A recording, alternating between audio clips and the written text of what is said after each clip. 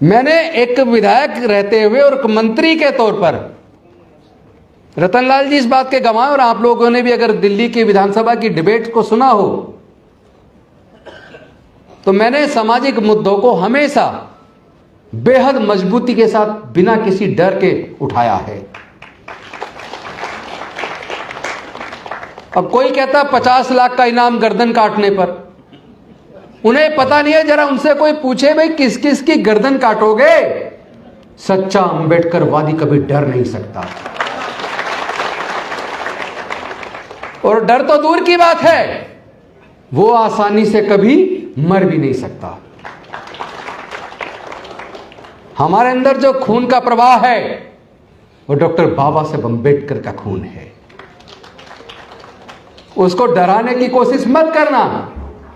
डर तो तुम्हारे व्यवहार में और नजर आ रहा है। पहली बार लगा कि तीर सही निशाने पे लगा है। चूंकि ये लड़ाई तलवार से, तीर से, बंदूक से नहीं लड़ी जा सकती। ये लड़ाई विचारधारा की लड़ाई है। ये विषमता और समता के बीच की लड़ाई है।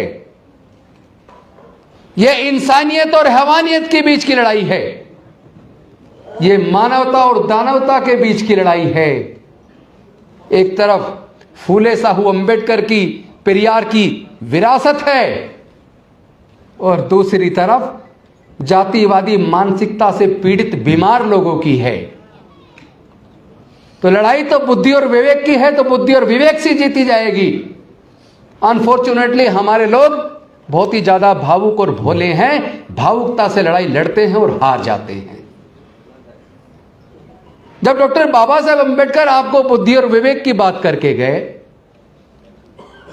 तथागत बुद्ध ने कहा अत्तदीप भव, अपना दीपक स्वयं बनो।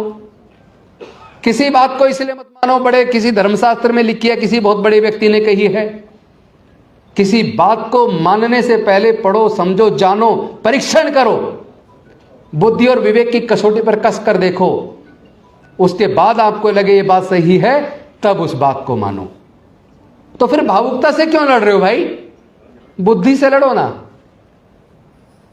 मैंने जो कल राष्ट्रपति जी को चिट्ठी लिखी, होम मिनिस्टर को लिखी, बाकी सारी अथॉरिटीज को लिखी, सुप्रीम कोर्ट को लिखी, हाई कोर्ट को लिखी, मैंने उसमें यह बात लिखी जो आपने उठाई अपने भाषण में, कि ये धमकी देने वाले लोगों की इस बात की जांच कीजिए, ये पैसा इनके पास से आता कहां से है, इसके सोर्स क्या है।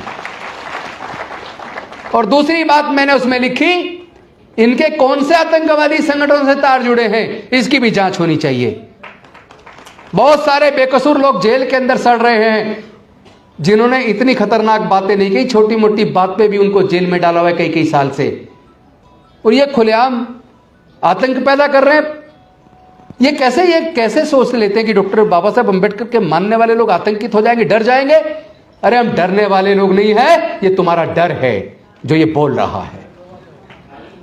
हम लड़ेंगे, हम जीतेंगे।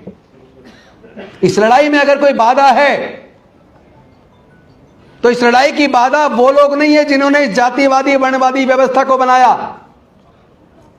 इस लड़ाई में अगर कोई बाधा है तो हमारे अपने समाज के लोग हैं। मैं स्पष्ट कह देना चाहता हूं,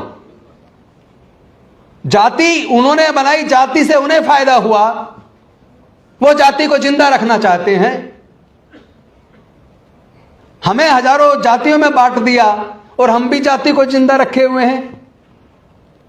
जातियों को बनाए रखोगे तो फिर जीतोगे कैसे? अरे आपको अगर मेरे शब्दों में जरा सा भी झूठ नजर आए तो राजेंद्र गौतम की गर्दन काट देना। जितने दलित बहुजन है, जरा सबके ब्लड के नमूने लेकर अच्छी से अच्छी लैब में जांच करा लो, तो डीएनए से पता लगेगा हमारा खून एक है। अगर हमारा खून एक है तो फिर आपस में रोटी बेटी का रिश्ता करने में दिक्कत क्यों है? हम लोग टुकड़ों में क्यों बटे हुए हैं? अपनी लड़ाई को टुकड़ों में क्यों लड़ रहे हैं? अगर एकजुट हो गए तो लड़ने की जरूरत ही नहीं पड़ेगी। यह उनका डर, उन्हें लग रहा है कि वो अल्पमत में आ जाएंगे अगर सारे बहुजन बौद्ध हो गए। तो मैं उनको कह देना चाहता हूं, या तो तुम जाति उन्मूलन के लिए हमारे साथ आकर जातियों को खत्म कर दो, वरना पूरा का पूरा भारत बौद्धमय बनेगा। तुम रोक नहीं पाओगे। तुम एक को मार लोगे, दो को मार लोगे, 10 को मार लोगे। तुम मारते मारते तुम्हारी पीढ़ियां खत्म हो जाएंगी और भारत बुद्ध की ओर चल पड़ा है। हम लोग कोई कमजोर लोग नहीं हैं।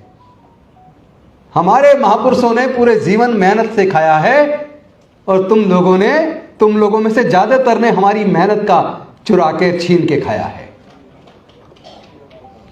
तो ये डराने की कार्रवाई, ये डराने की भाषा बोलना बंद करो।